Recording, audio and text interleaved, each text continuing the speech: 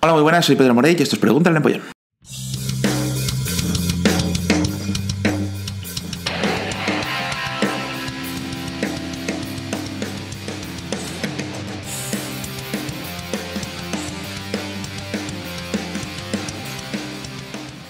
Hola chavales, ¿cómo estamos? Bien, vamos con el vídeo de hoy, ¿vale? Se llevo un pelín de tiempo sin subir vídeo, ¿vale? Quería haberlo subido antes, pero no he tenido tiempo. Y la verdad es que se me está resistiendo bastante este vídeo. Pero bueno, vamos a hablar de una cosilla bastante interesante, aunque es un poco controvertida. Pero bueno, vamos a hablar de lo que son las reglas evolutivas, ¿vale? Este es un tema que viene en relación a la regla de Foster, ¿vale? Al efecto insular. Y bueno, la mayor parte de las reglas han sido muy criticadas porque la verdad es que tiene muchísimas excepciones y cuando se las describió, pues bueno, se hizo una generalización muy vaga de por qué se producían, ¿vale?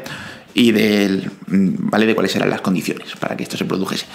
El hecho, hablando de la regla de Foster, ¿vale? Que tenéis el vídeo, os lo dejo por aquí.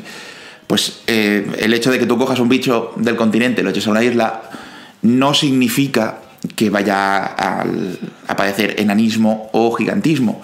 Puede pasar un montón de cosas más, ¿vale? O no pasar nada, porque termina explotando un mismo nicho. Pero bueno, sí que es cierto que hay un montón de ejemplos de enanismo o de gigantismo. Hoy mismo he leído una entrada en un blog, que dejaré en la descripción, que hablaba sobre hipopótamos pimeos, que la verdad es que es una monada. Obviamente están todos extintos, pero los había por toda Europa, incluso hasta en Inglaterra. Y bueno, en las islas tenían pues un tamaño muy pequeñito. Estamos hablando igual del tamaño de un perro pequeño, ¿vale? Más regordete y tal, pero un tamaño bastante reducido. Y bueno, pues aparte de esta regla, que ya hablamos en su momento, y que es probablemente la más conocida, ¿qué otras reglas existen? Pues bien, aparte de esta existen otras tantas. La mayor parte han sido completamente descartadas, pero hay algunas que todavía se utilizan de vez en cuando para describir efectos evolutivos, ¿vale? O sea, no se tienen como algo que pase siempre, pero sí, ¿sabes? En plan, pues esta especie tiene esto es porque la regla de tal, ¿vale? Vamos a hablar de una que durante mucho tiempo estuvo bastante aceptada, es la regla de Cope. La regla de Cope viene a decir básicamente que conforme va pasando el tiempo, conforme los organismos de una línea evolutiva van evolucionando, tienden a hacerse más grandes y más complejos. Esto no siempre es cierto, ¿vale? Seguro que todo el mundo puede pensar en ejemplos de animales que han ido encogiéndose. Por ejemplo, con la propia regla de Foster contradice esta afirmación, pero sí que es cierto que hay un montón de grupos en los que la propia evolución ha llevado a que cada vez seamos más grandes. Y digo seamos porque nosotros somos muy buen ejemplo. Si vemos a los primeros Australopithecus, como Lucy, que estáis viendo ahora mismo en la foto, pues era muy pequeñito. Lucy se supone que es una hembra adulta. Y bueno, justo detrás tiene el Turkana-Boy, ¿vale? Que es este que estáis viendo aquí ahora.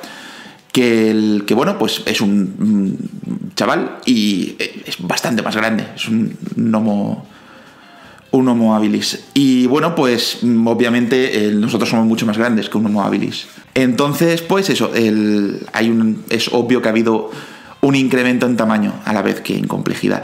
Lo mismo pasa, por ejemplo, en brontosaurios. Bueno, saurópodos, no solamente los diplodocus y tal, ¿vale? Tiraron todos hacia arriba y fueron cada vez más grandes. No todas las ramas, pero sí que es cierto que hay ¿sabes? Se puede ver perfectamente una tendencia evolutiva. Lo mismo pasa, por ejemplo, en ballenas, ¿vale?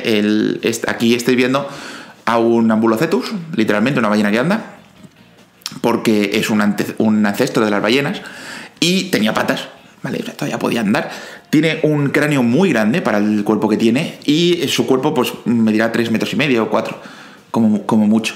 Entonces, claro, es cierto que hay algunos cetáceos que son más pequeños y descienden de este bicho o ¿sabes? Divergieron posteriormente.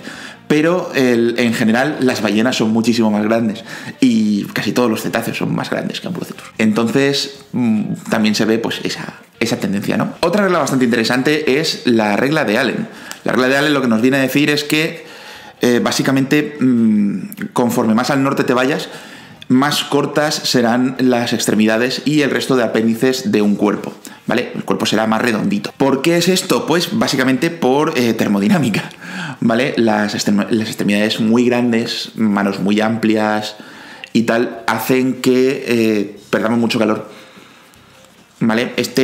Podemos ver un ejemplo que parece contradictorio en el lince canadiense, que tiene unas patacas brutales para no hundirse en la nieve, pero sin embargo, si le miráis lo que son las mollitas, son súper pequeñas en comparación con el tamaño de su cuerpo, ¿vale? Es el lince más grande que hay, y sin embargo tiene unas patas del mismo tamaño que un bobcat, que es su pariente de Estados Unidos, que pues es la mitad de grande. ¿Vale? Es muchísimo más pequeño. Entonces, pues eso, básicamente lo mismo pasa con, por ejemplo, el zorro polar, que tiene unas orejitas muy pequeñitas y ya están casi a la misma altura que el pelo. Pues si lo comparamos, por ejemplo, con un fennec, pues la diferencia es brutal. Eso también explicaría la diferencia del tamaño de las orejas de los elefantes. Incluso se ha utilizado para explicar la diferencia en proporciones en diferentes poblaciones de humanos, ¿vale? En zonas cercanas al Ecuador y cálidas, los humanos tienden a ser largos, tienen las extremidades largas, cuello largo, las orejas grandes, los pies grandes, ¿vale? Para aumentar la superficie. Sin embargo, si lo comparamos con un inuit o con un lapón, pues un masái, vamos, es la cosa más opuesta del mundo en cuanto a estrategia. Y la explicación que se le ha dado, al menos tradicionalmente, si hay algo nuevo, se ha descubierto algo nuevo al respecto, no lo he escuchado, era esta regla. Además, pues los animales de sangre caliente tienen otras reglas muy relacionadas sobre todo con la temperatura, ¿vale? También cuando nos vamos al norte hay una tendencia a que incremente el tamaño. Esto lo he podido comprobar yo en primera persona, por ejemplo, con las urracas. Las urracas de aquí, de Dinamarca, son mucho más grandes que las de Barcelona, por ejemplo. ¿Vale? Estamos hablando de casi el doble de grande, ¿vale? O sea, son muchísimo más corpulentas. ¿Esto por qué pasa? Pues porque cuando aumentas el volumen, el volumen aumenta al cubo, mientras que la superficie aumenta al cuadrado. Por lo tanto, el volumen siempre va a aumentar más que la superficie que lo envuelve.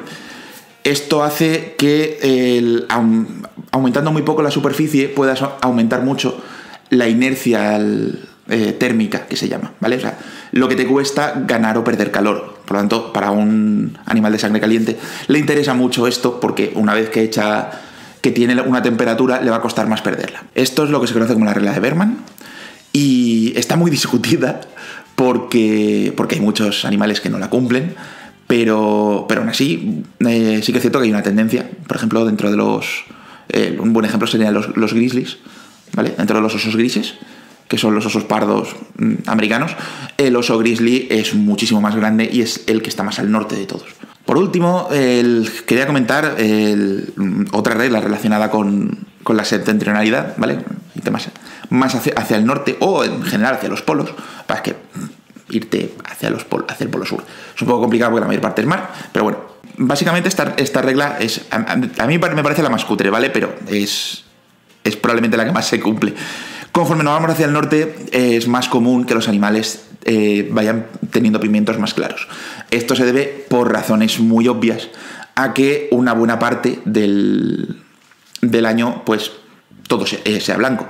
También es cierto que hay un montón de especies que se lo saltan teniendo libreas estacionales, ¿vale? Una librea para el invierno más clara y una para el verano más oscura.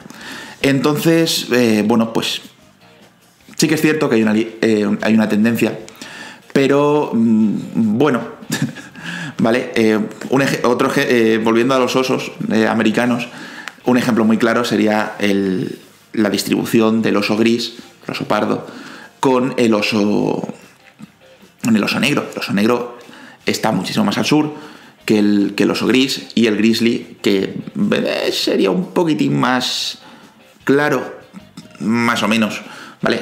No son, los grises son más pardos, los grises son más oscuros pero más cenizos, entonces están ahí poco más o menos. Pero obviamente los osos más sureños son osos negros. Y nada más, la verdad. Este vídeo espero que no se me haya hecho muy largo.